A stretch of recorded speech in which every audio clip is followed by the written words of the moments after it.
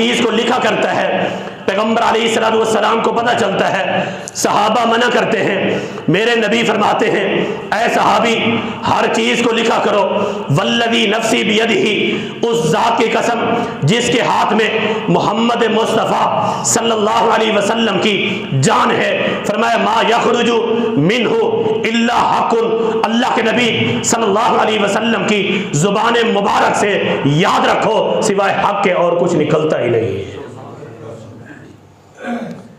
बात समझाने की गर्ज से किसी की शान में तनकीस मुराद नहीं, और इससे तनकीस होती भी नहीं, इसलिए कि हर इंसान गलती का एहतमाल मौजूद है।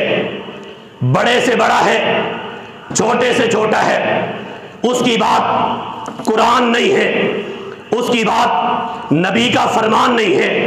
अगर कोई चीज़ गलती से पाक है तो वो अल्लाह का कुरान है या अल्लाह के पैगंबर मोहम्मद रसूलुल्लाह सल्लल्लाहु अलैहि वसल्लम का फरमान है। हम आगे बढ़ते हैं। मेरे नबी सल्लल्लाहु अलैहि वसल्लम के सहाबा, सुलह हुदैबिया का मौका है, पैगंबर अलैहिस्सलाम फरमाने लगे, जब मुआहदा करके वापस पलटते हैं, नबी अलैहिस्सलाम फरमाते हैं, साथियों अपने जानवरों को ज़िबा कर दो। मेरे नबी ने एक मरतबा ये बात नहीं की, पैगंबर अलैहिस्सलाम ने एक मरतबा हुक्म दिया, सहाबा जहां बैठे हैं बैठे रहते हैं। मेरे नबी ने फिर फरमाया जहां बैठे हैं बैठे रहते हैं। मेरे नबी ने फिर फरमाया जहां बैठे हैं बैठे रहते हैं। पैगंबर अलैहिस्सलाम गमज़दा हालत में अपने खैमे की तरफ बढ़ते हैं। खैमे में उम्मे सलमा रज़ी अल्लाह तआला अन्हा को देखा। उम्मे सलमा ने जब अल्लाह के पैगंबर की कैफियत को देखा, मेरे नबी से पूछा, अल्लाह के नबी क्या हुआ? मेरे नबी फरमाते हैं, उम्मे सलमा मुझे लगता है कि आज मेरे साथियों ने अल्लाह के पैगंबर का साथ देने से गोया के इनकार कर दिया है। नबी अलैहिस्सलाम ने एक मरतबा हुक्म दिया, एक नहीं उठा, दूसरी मरतबा हुक्म दिया, दो नहीं उठे, तीसरी मरतबा हुक्म दिया, कोई नहीं उठा। अबू बकर मौजूद है, उमर मौजूद है, उस्मान मौजूद है, अली मौजूद है, तल्हा जुबैर मौजूद हैं, जलीलुल क़द्र सहाबा मौजूद हैं, वो मौजूद हैं जिन्हें मेरे नबी ने फरमाया था, लौ कुन्तु मुत्तखिज़न मिन अहलिल अर्ज़ि खलीला लत्तखज़्तु अबा बकरिन खलीला। अगर मैं इस रूए ज़मीन पर किसी को अपना दोस्त बनाता तो अबू बकर के अलावा कोई ना होता। वो मौजूद हैं जिन्हें मेरे नबी ने फरमाया, लौ कान बादी नबीयुन लकान उमर इब्न अल-खत्ताब, मेरे बाद अगर कोई नबी होता तो खत्ताब का बेटा उमर होता।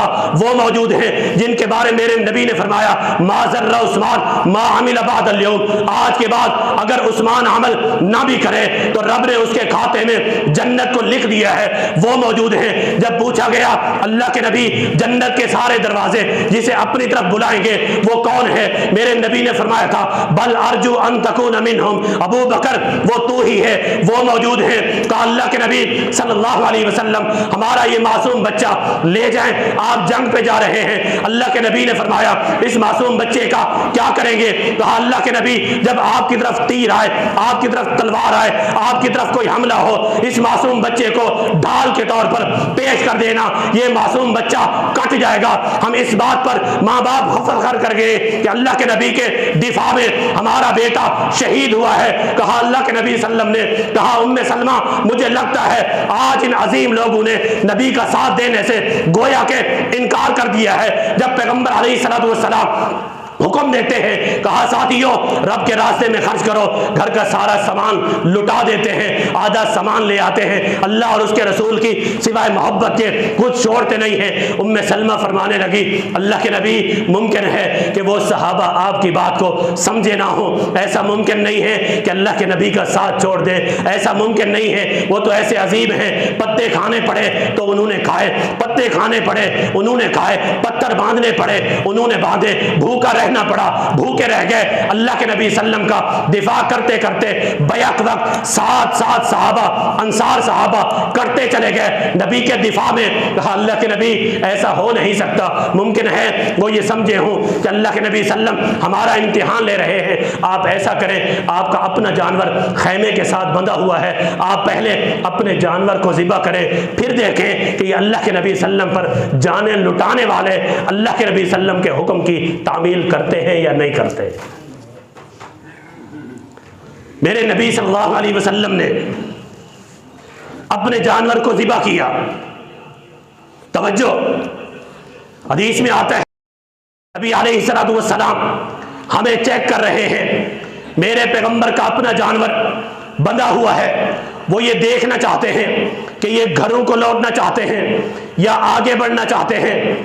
नबी अलैहिस्सलातु वस्सलाम ने जब जानवर को ज़िबा किया, फिर सारे हो चुके, मैं ये अर्ज़ कर रहा था कि गलती का एहतमाल बड़े से बड़ा क्यों ना हो मौजूद है। फहम में, फ़िक़्ह में गलती हो सकती है, अगर किसी की बात में गलती नहीं होती, किसी की बात कुरान होती है या नबी का फरमान होता है, वो सिर्फ दीन है, वो अल्लाह का हुक्म है, नबी का हुक्म है।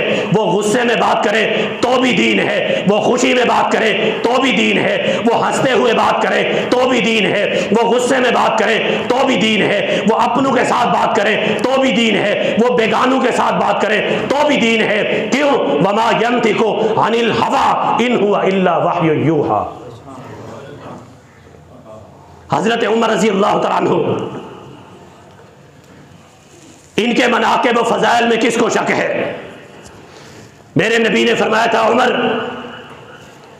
तू जिस रास्ते से गुजरता है शैतान वो रास्ता छोड़ देता है।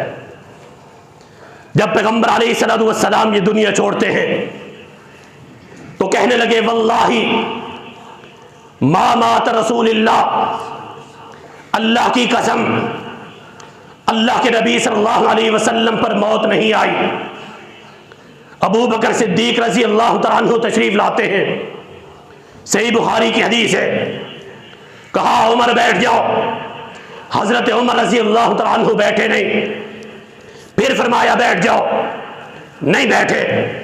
बैठ जाओ, नहीं बैठे। फिर फरमाने लगे, मन कार याबुदु मुहम्मदा फ़इन्न मुहम्मदन क़द मात। कहा जो अल्लाह के नबी सल्लल्लाहु अलैहि वसल्लम की इबादत करता था, आज अल्लाह के नबी इस दुनिया से जा चुके। मन कान याबुदुल्लाह फ़इन्नल्लाह हय्युन ला यमूत। और जो शख्स अल्लाह रब्बुल आलमीन की इबादत करता है, मेरा रब जिंदा और जावेद है।